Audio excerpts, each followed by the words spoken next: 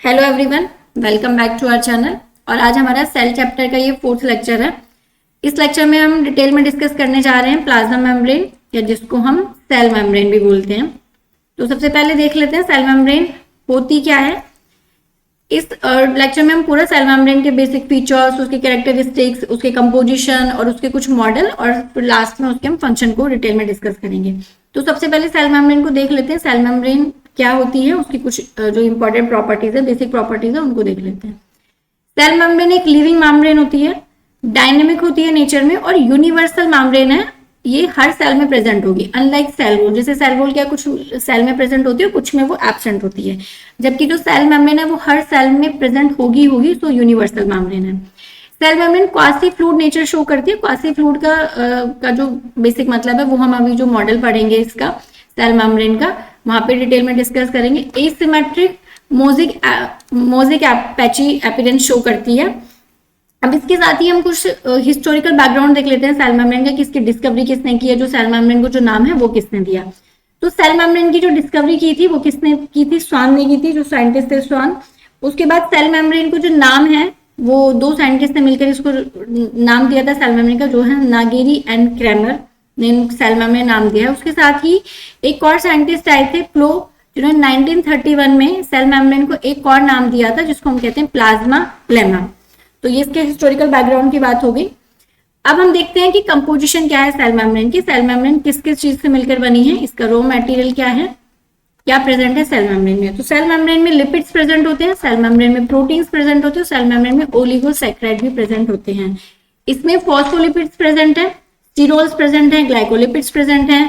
और प्रोटीन की बात करें तो फाइब्रस प्रोटीन भी इसके पास प्रेजेंट होते हैं, ग्लोब्यूलर प्रोटीन प्रेजेंट होते हैं, स्ट्रक्चरल प्रोटीन प्रेजेंट होते हैं, कैरियर प्रोटीन प्रेजेंट होते हैं, और कुछ रिसेप्टर्स प्रोटीन भी इसके पास प्रेजेंट होते हैं। ओलिगोसैकेराइड की बात करें तो हेक्सोज हो गया, फ्यूकोज हो गया, हेक्सोसेमाइन हो गया, ये सब के सब ओलिगोसैकेराइड सेल मेम्ब्रेन का कंपोजिशन बनाते हैं। अब बात कर लेते हैं सेल मेम्ब्रेन का जो मॉडल है। दो बेसिकली मॉडल हमें पढ़ने हैं सेल मेम्ब्रेन के। पहला मॉडल जिसको हम सैंडविच मॉडल भी कहते हैं, और ये जो मॉडल थे किसने दिया, डेनेली 1935 एंड रॉबर्टसन ने ये मॉडल दिया था। इसको लैमिनार सैंडविच मॉडल कहते हैं। इनके अकॉर्डिंग इन्होंने क्या कहा था, इन्होंने कहा था कि जो सेल मेम्ब्रेन है ना वो एक सैंडविच की तरह है। इसमें जो लिपिड की लेयर है वो दो प्रोटीन के सैंडविच के बीच में सबमर्ज्ड है। मतलब ऊपर नीचे क्या है, जैसे ब्रेड होती है, हम सैंडविच बनाते हैं, ऊपर नीचे ब्रेड हमने दो लगाई और बीच में हमने स्टफिंग कर दी। इसी तरीके से उन्होंने कहा था सेल मेम्ब्रेन होती है कि प्रोटीन क्या है, ब्रेड की लेयर की तरह है, और उसके बीच में जो हम स्टफिंग करते हैं वहां पे क्या प्रेजेंट है, हमारे लिपिड की लेयर प्रेजेंट है। इसको उन्होंने सैंडविच मॉडल कहा था। इसके अकॉर्डिंग जो lipid layer is perfectly sandwich between two uniform static protein layer. लेकिन ये जो मॉडल है ये बहुत ज्यादा एक्सेप्ट नहीं किया गया, ये जस्टिफाई नहीं कर पाया इसके स्टेटमेंट को। उसके बाद फिर एक नया मॉडल आया जिसको फ्लूइड मोज़ेक मॉडल कहते हैं। ये किसने दिया था, सिंगर एंड निकोलसन ने दिया था 1972 में, और यही मॉडल जो है वो आज प्रेजेंटली एक्सेप्टेड है। इसी ने सेल मेम्ब्रेन को अच्छे से एक्सप्लेन किया है।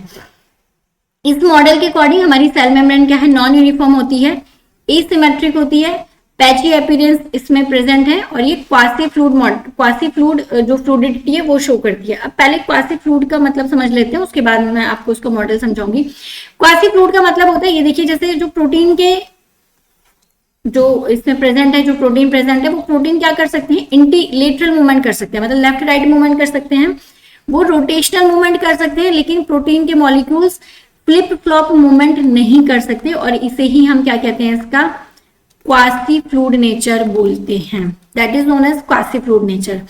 अब इस मॉडल के अकॉर्डिंग सिंगर एंड निकोलसन ने क्या कहा था, सिंगर एंड निकोलसन ने कहा था कि जो लिपिड बाई लेयर है वो क्या है, एक आइसबर्ग है।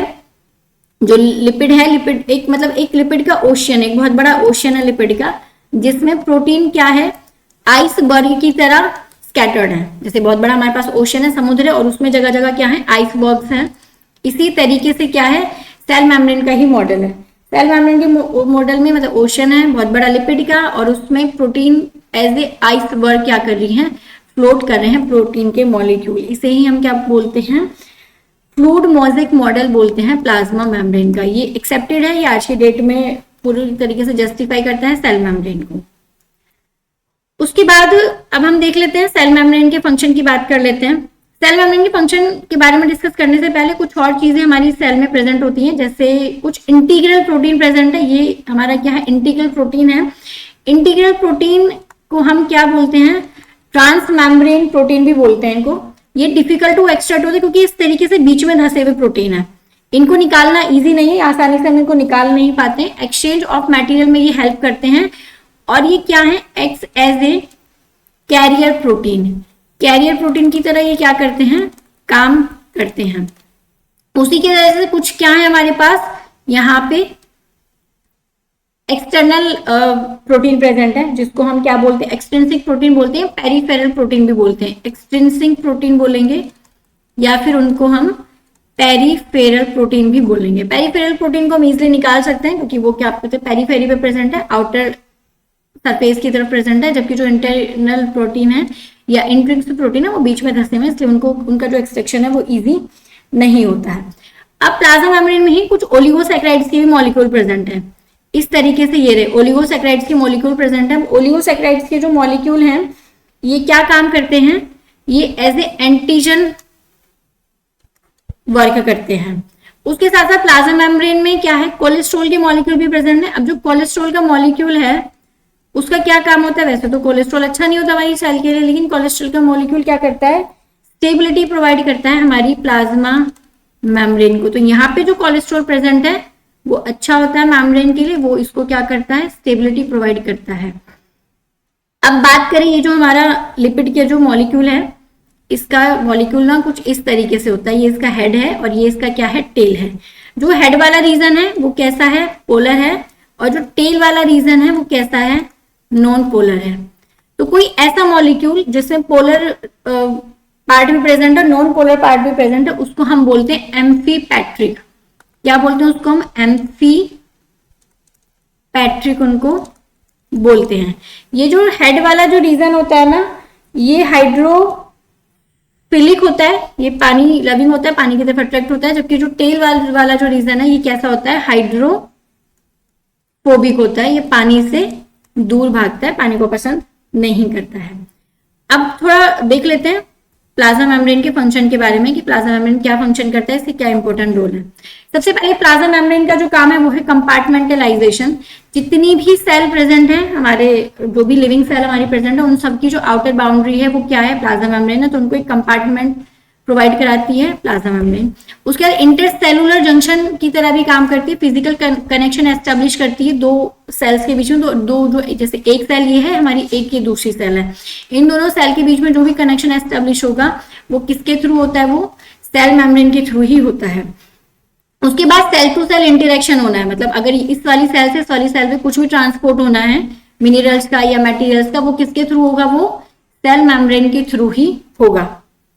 उसके बाद नेक्स्ट इसका काम है, ये एज ए गेट कीपर भी काम करती है। जैसे किसी भी कंपनी में, जैसे आपके स्कूल में क्या होते हैं, गार्ड होते हैं, तो उन गार्ड का काम क्या होता है, अगर स्कूल के कोई बच्चे हैं तो उन्हें वो अलाउ करेंगे। ऐसे तो नहीं जो हमारे स्कूल का बच्चा नहीं है तो उनको बिना वो चेक करे अंदर आने देंगे। जब आप एंटर होते हैं स्कूल में तो आपका आईडी कार्ड चेक होता है, तो इसी तरीके से प्लाज्मा मेम्ब्रेन भी काम करती है। प्लाज्मा मेम्ब्रेन सेलेक्टिवली परमेबल होती है वाटर के लिए और परमेबल होती है कुछ स्पेसिफिक सॉल्यूट्स के लिए। जिन चीजों की सेल को जरूरत है उन चीजों को ही ये क्या करती है, अंदर आने देती है। अदरवाइज ये बाकी चीजें जो सेल के लिए यूजफुल नहीं है, जिनकी जरूरत सेल में नहीं है, उन सबको ये क्या कर देगी, बाहर ही रोक देगी। और इसे ही हम क्या बोलते हैं, सेलेक्टिवली परमेबल बोलते हैं। ये नहीं कि सबको आने देगी, वो चेक करेगी पहले कि इसकी जरूरत है सेल में या नहीं है। अब जो ट्रांसपोर्ट होता है ना, वो दो तरीके से हो सकता है। एक एक्टिव ट्रांसपोर्ट हो सकता है और एक क्या हो सकता है, पैसिव ट्रांसपोर्ट हो सकता है। एक्टिव ट्रांसपोर्ट का मतलब है कि हमें क्या होगी, एटीपी की रिक्वायरमेंट होगी मटेरियल्स को मूव कराने के लिए, तो इसको हम क्या बोलते हैं, एक्टिव ट्रांसपोर्ट बोलते हैं। पैसिव ट्रांसपोर्ट का मतलब है कि हमें एटीपी की रिक्वायरमेंट नहीं है मटेरियल्स को मूव कराने के लिए, बिना एटीपी का यूज किए जो ट्रांसपोर्टेशन है वो इजिली हो जाएगा। नेक्स्ट इसका काम है सेल मेम्ब्रेन का एंडोसाइटोसिस में भी ये क्या करती है, एंडोसाइटोसिस भी हमारा सेल मेम्ब्रेन के थ्रू होता है। मतलब फेगोसाइटोसिस, अगर सेल को कुछ खाना है जिसको हम सेल ईटिंग बोलते हैं, मतलब कोई भी सॉलिड पार्टिकल जो एंगल्फ होगा वो किसके थ्रू ही होगा, सेल मेम्ब्रेन के थ्रू होगा।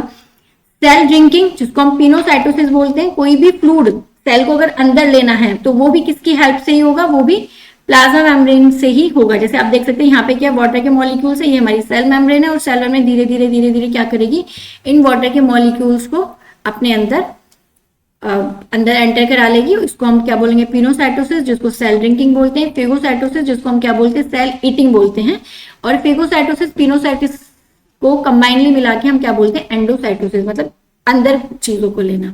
उसके बाद नेक्स्ट जो उसका फंक्शन है वो है एक्सोसाइटोसिस। अगर कोई भी चीज सेल से बाहर हमें निकालनी है तो उसमें भी कौन काम करता है, प्लाज्मा मेम्ब्रेन काम करती है, जिसको रिमूवल ऑफ वेस्ट, अगर कोई भी वेस्ट रिमूव कराना है बॉडी से, सेल की बॉडी से, या जिसको हम सेल वोमिट भी बोलते हैं, तो अनवांटेड कोई भी मटेरियल हमारे सेल में प्रेजेंट है उन सबको बाहर कराने का काम भी किसका है, प्लाज्मा मेम्ब्रेन का ही होता है।